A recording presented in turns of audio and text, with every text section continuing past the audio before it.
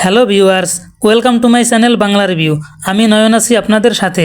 কি হতে চলছে সন্তানের মতো সন্তান নাটকের 3 নম্বর পর্বে সোহেলের মায়ের কি কোনো বদমতলব রয়েছে? এদিকে মনির এই বা এতগুলো টাকা শিলার হাজব্যান্ডের কাছে দেয় কিনা? মনির এত টাকা কোথায় পেল? মনির কি তাহলে তার বাবাকে মেরে ফেলে জমি বিক্রি করে টাকা নিয়ে এসেছে? কি হতে চলছে নাটকটির 3 নম্বর পর্বে? সন্তানের মতো সন্তান নাটকটির 2 নম্বর পর্বে যা ঘটেছে, মনির সাইমার সাথে খারাপ ব্যবহার করে।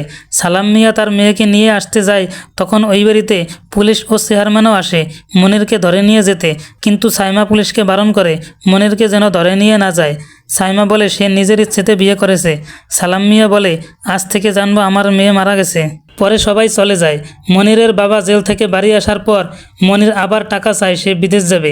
মানিক মিয়া টাকা দিতে রাজি হয় না, তাই মনির আবার তার বাবাকে মারধর করে। এদিকে সোহেল জোনাকিকে ভালোবেসে ফেলেছে, জোনাকিও সোহেলকে ভালোবেসে ফেলেছে। সোহেল তারপর চেয়ারম্যানের কাছে বিয়ের প্রস্তাব দেয়। চেয়ারম্যান তার প্রস্তাবে রাজি হয়। পরের দিন শিলা টিচারের স্বামী না জানিয়ে বিদেশ থেকে চলে আসে। শিলার ক্লাসরুমে এসে দেখা দিয়ে তাকে সারপ্রাইজ দেয়। এখানেই 2 নম্বর পর্ব শেষ হয়। 3 নম্বর পর্ব কবে কখন আসবে তা আমার পরবর্তী ভিডিওতে আপনাদের জানিয়ে দেব। চ্যানেলটি সাবস্ক্রাইব করে পাশে থাকবেন। ধন্যবাদ। Hello viewers, welcome to my channel Bangla review. আমি নয়ন আছি আপনাদের সাথে।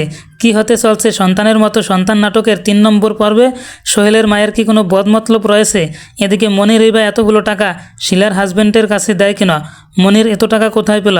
মনির কি তাহলে তার বাবাকে মেরে ফেলে জমি বিক্রি করে টাকা নিয়ে এসেছে?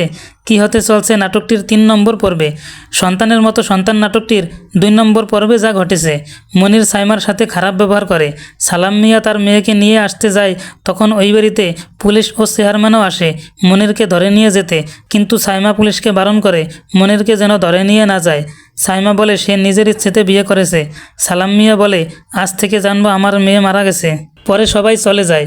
মনিরের বাবা জেল থেকে বাড়ি আসার পর মনির আবার টাকা চায়, সে বিদেশ যাবে। মানিক মিয়া টাকা দিতে রাজি হয় না, তাই মনির আবার তার বাবাকে মারধর করে। এদিকে সোহেল জোনাকিকে ভালোবেসে ফেলেছে, জোনাকিও সোহেলকে ভালোবেসে ফেলেছে। সোহেল তারপর চেয়ারম্যানের কাছে বিয়ের প্রস্তাব দেয়।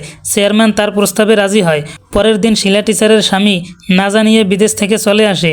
শিলার ক্লাসরুমে এসে দেখা দিয়ে তাকে সারপ্রাইজ দেয়। এখানেই 2 নম্বর পর্ব শেষ হয়। 3 নম্বর পর্ব কবে কখন আসবে তা আমার পরবর্তী ভিডিওতে আপনাদের জানিয়ে দেব। চ্যানেলটি সাবস্ক্রাইব করে পাশে থাকবেন। ধন্যবাদ।